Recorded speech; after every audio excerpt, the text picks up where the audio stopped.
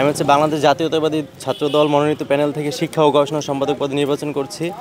আর প্রচারণা চলছে, আপনারা জানেন যে গত কয়েকদিন ধরে প্রচারণা শুরু হয়েছে। আর আমি প্রতিদিন আমার বন্ধুবান্ধব আমার প্যানেলের সাথে প্রচারণা করছি, বিভিন্ন হলে যাচ্ছি, তারপর ফ্যাকাল্টিতে ডিপার্টমেন্টে যাচ্ছি এবং সবাই ভালোভাবে আমাকে অ্যাকসেপ্ট করতেছে, এই আর কি। বিশ্ববিদ্যালয়ের যে সাধারণ শিক্ষার্থী যারা আছে তাদের কাছে আপনারা কি বার্তা দিচ্ছেন, আপনারা কি প্রতিশ্রুতি দিচ্ছেন যে আপনারা নির্বাচিত হলে কি করবেন? আচ্ছা, আমি মূলত আমার সংশ্লিষ্ট যে পদ সেই পদ নিয়ে বলি। আমি শিক্ষা ও গবেষণা সম্পাদক পদ। আমার আমি যদি এক লাইনে আমার ইশতেহারের কথা বলি, মানে শিক্ষা ও গবেষণা বিষয়ক সকল যৌক্তিক দাবি এবং সমস্যার সমাধান করাই আমার মূল নির্বাচনী ইশতেহার। এছাড়াও আমি যদি কিছু ইশতেহারের কথা বলতে চাই, যেমন পরীক্ষা কার্যক্রমের অটোমেশন করা। আমরা জানি যে আমরা পরীক্ষার আগের দিনে এসে যে রেজিস্ট্রার বিল্ডিং, ব্যাংক, ডিপার্টমেন্ট হল, এসব জায়গা ঘুরতে ঘুরতে আমাদের পরীক্ষায় হ্যাসেলারকে শিকার হতে হয়। তারপর আমাদের অনেকের পরীক্ষা, ফাইনাল পরীক্ষার যে আমরা মার্কসটা পাই সেটাতে অনেক সময় অসঙ্গতি মনে করি।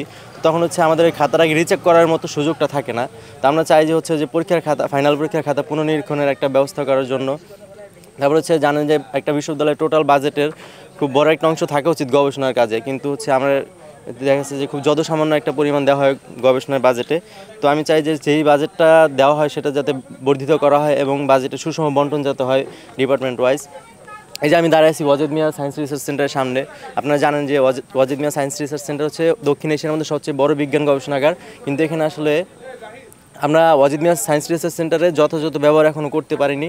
তো আমি চাই যে Wazed Miah science research centre যাতে আধুনিকীকরণ করা হয় এবং এর যথাযথ ব্যবহার করা হয়, ফ্যাকাল্টি অনুযায়ী যাতে এতে ল্যাব স্থাপন করা হয় এবং শিক্ষার্থীরা অ্যাটলিস্ট দ্বিতীয়, তৃতীয়, চতুর্থ বর্ষ থেকে এখানে কিছু ট্রেনিং, ওয়ার্কশপ, সেমিনারে অংশগ্রহণ করতে পারে এবং যেটা তার চাকরি জীবনে খুবই প্রভাব ফেলবে, ভালো একটা প্রভাব ফেলবে।